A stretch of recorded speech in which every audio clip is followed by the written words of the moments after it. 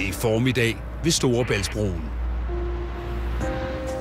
Tungvognseksperten Kai holder øje med de mange svært lastede lastbiler, som passerer gennem betalingsanlægget. Det vil sige, at vi kører ned og så ser, hvad der kommer ind over gennem betalingsanlægget, og så udvælger vi os et køretøj og tager med ind til kontrol.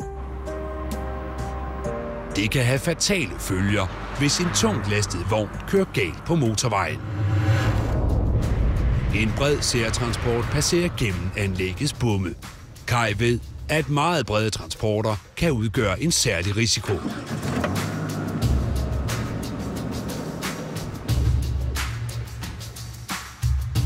Det vil sige en lastbil eller vogntog, der overskrider de normale dimensioner, og ham udtager jeg til kontrol.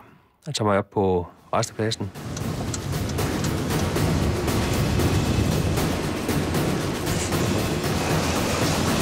Goddag! Kører godt lige med at kigge på. Ja, så kan være, hvor man har blivet ked af det. Hvor er du på vej hen med... Jeg skal til København. Ja. Det er min firma ude i Ballerup? Ja. Ja. Der er et her. Der er et der, ja. Hvor bred er transporten? 330. 330. Så det vil sige, at du kunne klare det uden tilladelse. Særtransporten ser umiddelbart ud til at være i fin og sikker stand til kørsel på vejene. Jeg kan lige sætte et målbånd på, så. Du har et dæk der ikke ser så godt ud. Men pludselig ser Kai noget foruroligende. Nej, Det her. det er forrest af den. Det her, ja. Den her. Ja, det kan jeg godt se. Det er ikke så godt. Nej.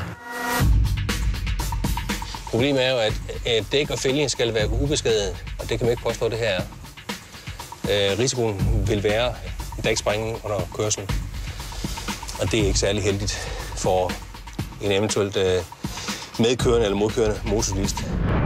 Jeg må da indrømme, det ser sgu ikke pænt ud, det der. Ej, det er der ikke nogen. Det kan vi ikke engang. Den der fælde ser heller ikke god ud. Nej. Ja. Du bliver sigtet for at have kørt med det her vogntog, hvor det ikke er i år i forsvarens stand. Det er de der to dæk, de er...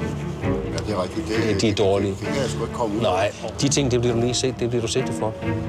Jeg skal høre, om du kan kende de ting, og så om du har noget, der er klar til at bruge den. Hjælp mig.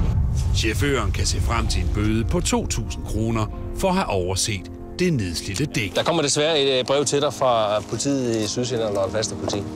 Så kører du til nærmeste værksted for at lave det.